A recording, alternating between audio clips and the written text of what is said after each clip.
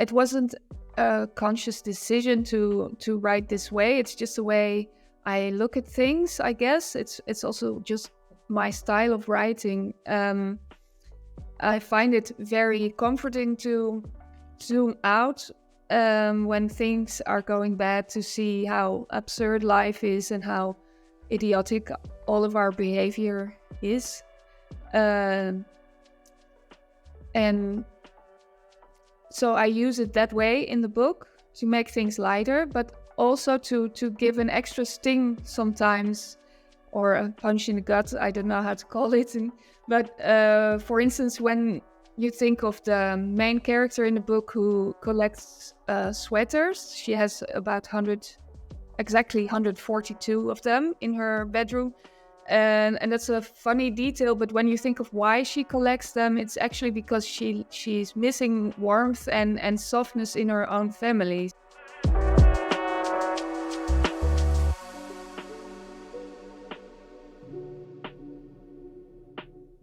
I think my biggest influences were the narrative voices in Ottessa Moshfegh's My Year of Rest and Relaxation, and Hallie Butler's novels, The New Me and Gillian, primarily because the narrators were around the same age as the narrator in Jente's novel.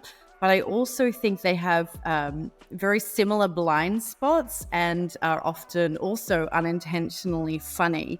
But I also drew a lot of inspiration from my own Gen X and elder millennial friends, and women on social media. I pay a lot of attention to regional and generational word choice and slang, and also speech patterns and trends. And I think it's really interesting to see how language evolves. And I'm able to see that, as I said, in my own family and friends, which is a huge inspiration for me.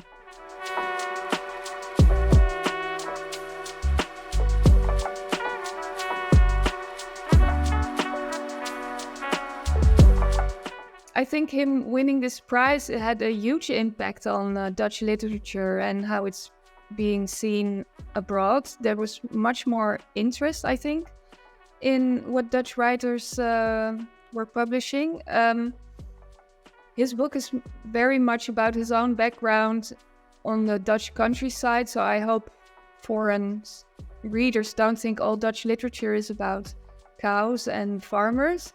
So I hope I can broaden their perspective a bit more. So there's also Dutch people who collect sweaters and Google a lot about ducks and dictators, for instance.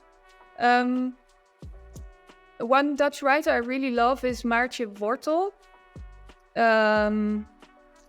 She writes kind of weird books, but not too weird, just the right amount of weird for me. I like books that are a little bit surprising and have their own language, and she's a master at that.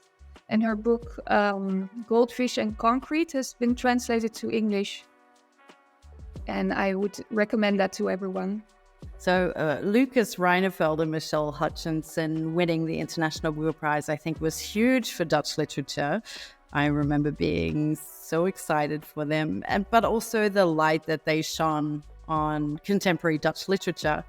Their work has definitely influenced me. Michelle was actually my graduate thesis reader, and she's such a thoughtful and generous translator, and I've learned a lot from her.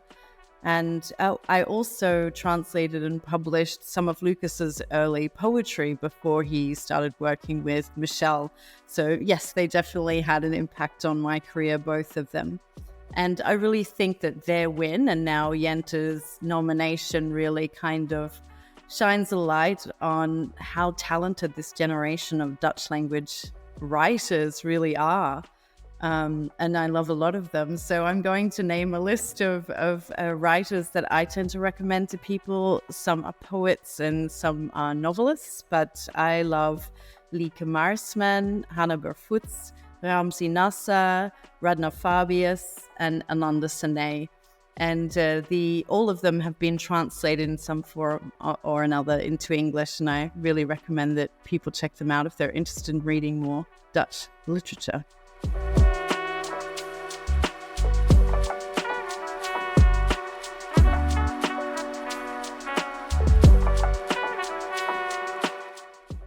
I tried with these short vignettes. I try to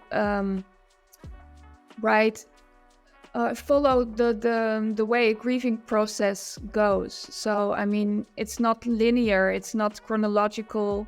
When you grieve a loss of someone, you sometimes have memories just popping up unexpectedly when you do something, or when you are at a certain place, or someone says something that reminds you of that person. And so that's also what I tried to do in this book, to make it like moments that are very palpable in a non-linear way. But there is some chronology in the book as a whole, because the main character does, in the beginning, she's more of a victim of her brother who decided to end his life, and in the end she has more, she realizes more what her own role in their relationship has been.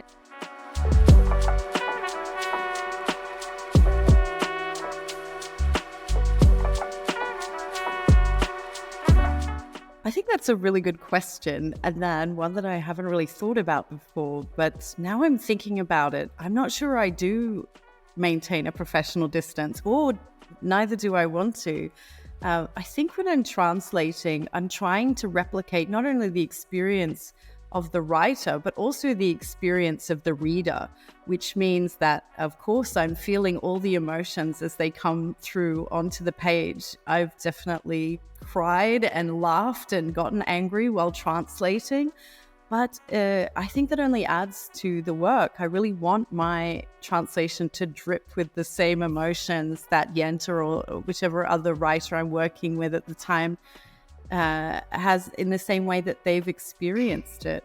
So no professional distance. I think if it ever gets too much, I've definitely had moments where the scene has been very dark and heavy, but I just take my dogs for a walk through the forest, and that usually sorts me out. I feel it's also a lot like what an actor must feel like. You want to be emotionally invested, but at the same time, you're able to pull yourself out probably a little easier than the original writer.